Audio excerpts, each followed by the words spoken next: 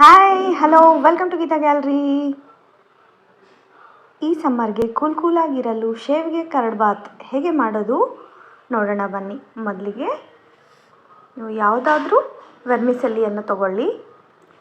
ಒಂದು ಬೌಲ್ನಲ್ಲಿ ನೀರನ್ನು ಕುದಿಯಲು ಇಟ್ಟು ನೀರು ಕುದಿಯೋ ಮುನ್ನ 1 ಸ್ಪೂನ್ ಎಣ್ಣೆಯನ್ನು ಹಾಕಿ ಈ ಶೇವಿಗೆಯನ್ನು ಹಾಕೋಬೇಕು. ಒಂದು 2-3 ನಿಮಿಷ ಚೆನ್ನಾಗಿ ಕುದಿಬೇಕು. ಶಾವಿಗೆ ಸ್ವಲ್ಪ ಸಾಫ್ಟ್ ಆಗೋ ತನಕ ಕುದಿಸ್ಕೋಬೇಕು. ಇನ್ನು ಸ್ವಲ್ಪ ಶಾವಿಗೆ ಕುದಿಬೇಕು.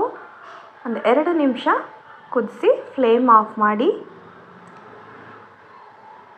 ಶಾವಿಗೆ ಚೆಂದ ಬೆಂದ ನಂತರ ಫ್ಲೇಮ್ ಆಫ್ ಮಾಡಿ ಒಂದು ತೂತಿನ ಜಲ್ಲಡಿಯಲ್ಲಿ ಶಾವಿಗೆಯನ್ನು ಸ್ಟ್ರೈನ್ ಮಾಡಿಕೊಳ್ಳಿ.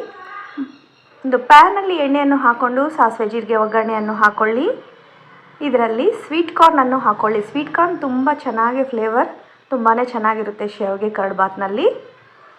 ಸ್ವಲ್ಪ ಉದ್ದಿನಬೇಳೆ, ಕಡಲೆಬೇಳೆ, ಸ್ವೀಟ್ ಕಾರ್ನನ್ನು ಹಾಕಿ ಒಂದು 2 ನಿಮಿಷ ಫ್ರೈ ಆಗಲು ಬಿಡಿ.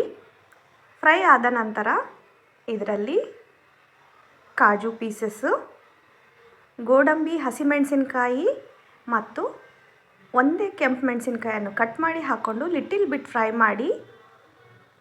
ಅನಂತರ ಕರಿಬೇವನ್ನು ಹಾಕಿ ಫ್ರೈ ಮಾಡಿ ಫ್ಲೇಮ್ ಆಫ್ ಮಾಡಿಕೊಳ್ಳಿ.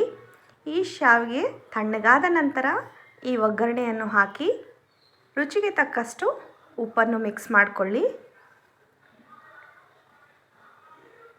ರುಚಿಗೆ ತಕ್ಕಷ್ಟು ಉಪ್ಪು, ಒಂದು 2 ಕಪ್ಪು ಗಟ್ಟಿ ಮೊಸರು,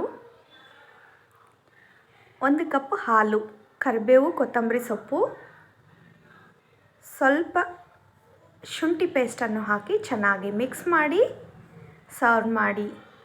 ತುರಿದ ಕ್ಯಾರೆಟನ್ನು ಹಾಕಿ ಕೊತ್ತಂಬರಿ ಸೊಪ್ಪು ಹಾಕಿ ಸರ್ವ್ ಮಾಡಿ. ಶಾವಿಗೆ ಕರಡ್ಬಾತ್ ರೆಡಿಯಾಗಿದೆ.